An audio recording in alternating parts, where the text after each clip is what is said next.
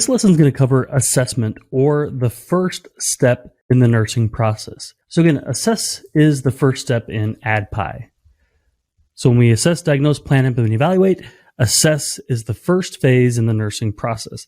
Now, this is different than just a physical assessment. That's what we might think of initially, is like what we're going to gather from physically assessing our patient. While a physical assessment is included in this, that's not the only thing that we're doing. We're going to dive in a little bit more to some of the other ways we can get data and we can assess in this phase. So it really is data collection. When you think assess, I want you just to think of the term data collection. That data can be from a physical assessment, it can be from a chart, it can be from other places, and we'll talk about that a little bit. So when we collect patient data, there's two types of data we're going to collect. The first is subjective, the second is objective.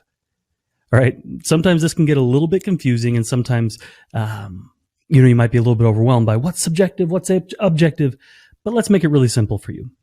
Subjective is something the subject reports to us. It's what the patient or the subject experiences or reports. Objective data is things that we can observe as the provider. So for subjective data, is things the patient says to us. So things like pain, nausea, dizziness, those are all subjective data points. Objective are things that we can see, observe, and quantify. Things like vital signs, lab values, our physical assessment. Think of these as like our five senses as a nurse. See, hear, touch, smell, taste. If it's one of those things, then it's objective data. It's what we can observe, versus subjective being what the subject reports to us. So there's some other sources of data. Some other places we can get data would be like our physical assessment. Now we have an entire module and a bunch of lessons on physical assessment, so watch those to learn how to do a good physical assessment on your patient. We might see lab values. You also might see the monitor in your patient's room. You might see the vent settings. You might see the dialysis settings. Those are all, you might even see the height of a ventriculostomy drain, of EVD. You might see the settings on a different pressure machine, the height of the bed, whatever it is. Those are things that we can observe and see and chart. Then you might also look in the patient's chart for diagnoses, for charts from the physician, for any past notes from provider. This gives us an idea of the history of the patient. We also might be able to get data from family members.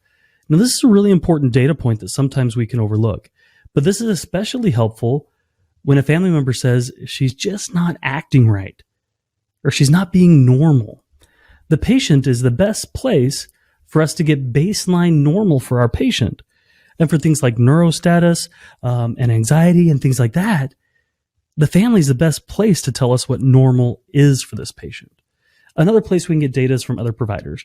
The nurse who's going off shift, a UAP, a provider, a physician, they can all give us data points as well. So what do we do with this data? Once we've collected all this data, what do we do? Well, we need to start interpreting it. Okay, this gives us insight into the patient's problem. What's going on? And as we begin to interpret this data that we've collected, that we've assessed,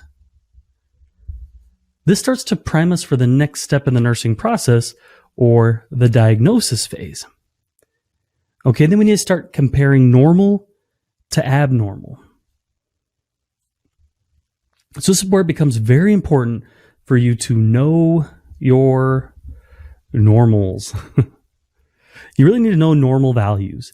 You need to know what normal is for this disease. You need to know normal signs and symptoms of a disease process. You need to know normal lab values. You need to know normal medication doses. So this will come as you begin to gain more knowledge.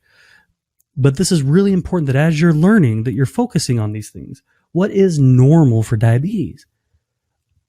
What is normal for an ischemic stroke? And then what are regular normal labs? What are regular normal doses? Okay. And once you know these normals, you can say, well, this patient isn't doing these normals, and we can start to interpret these things. So it's so important that you begin to learn the normals. So when you're documenting, okay, This is the assessment portion of the nursing process. What you want to do is you really need to use quotes to describe what the patient says. Now, let me show you how that would work. So with subjective example and an objective example, if the patient states, "I feel dizzy," that's how you chart it in your chart. You write, patient states, quote, "I feel dizzy." You don't write in your chart, patient is dizzy. Okay, you need to put in quotes what the patient actually says and how they say it. Okay. For objective data, this is something that you see. So you just write, patient's gait is unsteady. That's something I can observe. I know what normal gait should look like. Patient doesn't have normal gait. I put patient gait is unsteady. Then you need to make sure you're recording the facts. Okay, when documenting, record what you observe and always record factually. So something you could write would be like at 10:15, critical, and ignore my handwriting here, critical hemoglobin called from lab, write the lab value, 5.5 per deciliter. Okay. And then reported to provider. Put the provider's name, MD, Smith. Orders received, C chart. Now this would all be typed into an electronic note, but C chart. So we have a whole module on documentation, but this is kind of what it would look like. I'm being factual, I'm providing the time, I'm saying what happened, I'm writing the value that they gave, and then I'm saying what I did and what happened after that, and where more data can come. That's all very factual. All right. Now, some of the nursing concepts that pertain to the assessment would be professionalism. We must be very professional in the way that we do this, and this is kind of part of the way we work. And then clinical judgment. This is all about how we think on the floor, and what we do with all the data is what how assessment kind of plays in. Now, assessment in the nursing process is all about collecting data.